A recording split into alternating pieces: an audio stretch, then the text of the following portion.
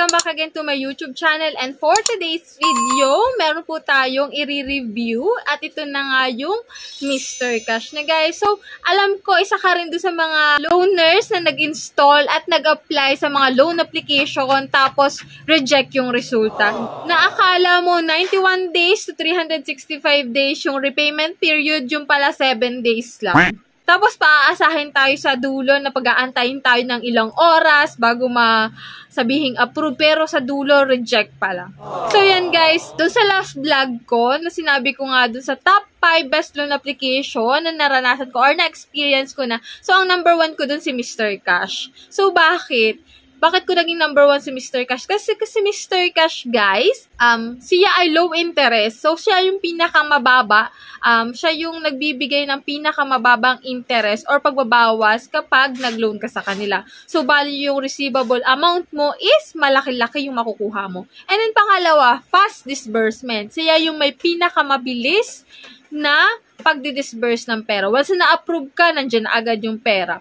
And then, pangatlo is siya yung may pinakamatagal na loan term or repayment period. Bakit? Kasi sa mga first-timer, biruin mo guys, may 18 to 30 days na siya. And then, kapag nakapag-reloan ka sa kanila, installment na agad, pwede na up to 45 days.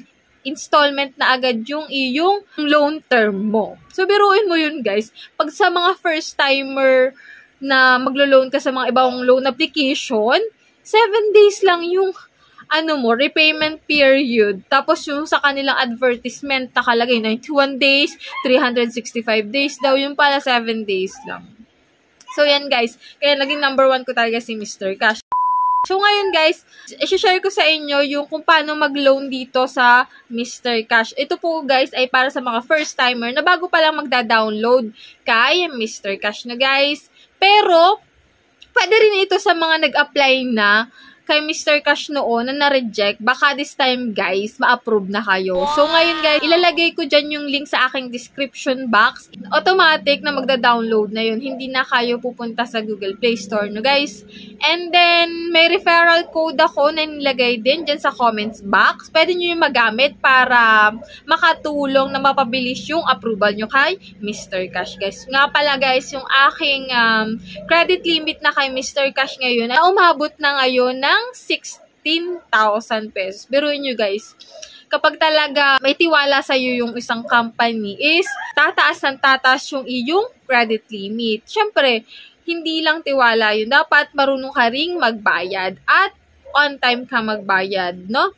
So yun guys, para sa mga first timer po, ganito po ang proseso kay Mr. Cash. I-click nyo lang yung link dyan sa description box, and then kapag na-install nyo na, is magre-register po kayo ng inyong active mobile number, and then magsasend ng code, gagawa kayo ng password, and then yun na.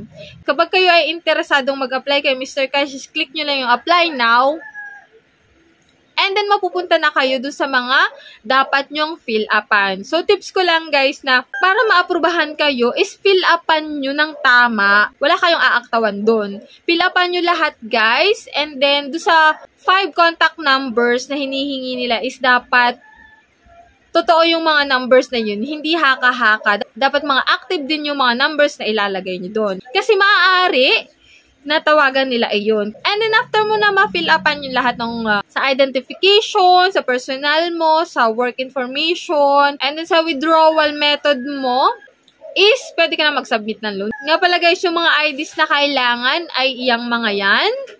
So, ipa-flash ko lang sa screen yung mga ID na kailangan, no? So, guys, dapat piliin nyo yung mga primary IDs para ma-approve kayo agad-agad, no?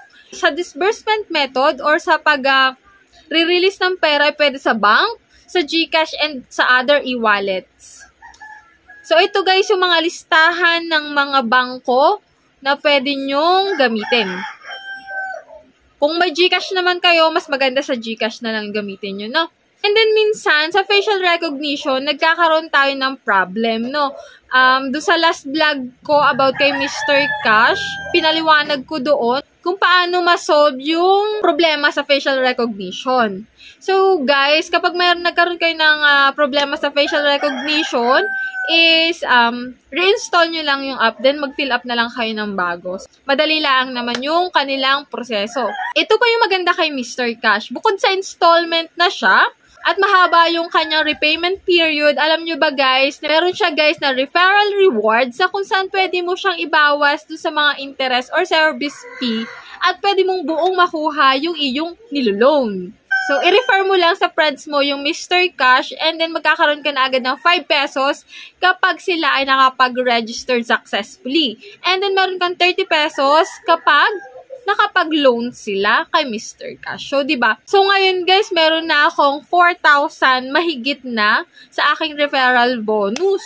Na kung saan umabot na ata siya ng 8,000 pesos pag re-refer ko lang dito kay Mr. Cash. O, diba maganda? May installment na, may referral rewards na, mahaba pa yung long term, mababa pa yung interest, o saan ka pa, diba? So, yan guys, ganun lang kasimple ang mag-loan dito kay Mr. Cash. So, kung kayo ay may iba pang katanungan about kay Mr. Cash, is kindly comment down below at ating sasagutin based sa ating experience. At sa mga hindi pa po nakasubscribe sa akin channel, kindly click the subscribe button at hit nyo na rin notification bell para updated kayo sa mga videos na pwede ko pang i-upload.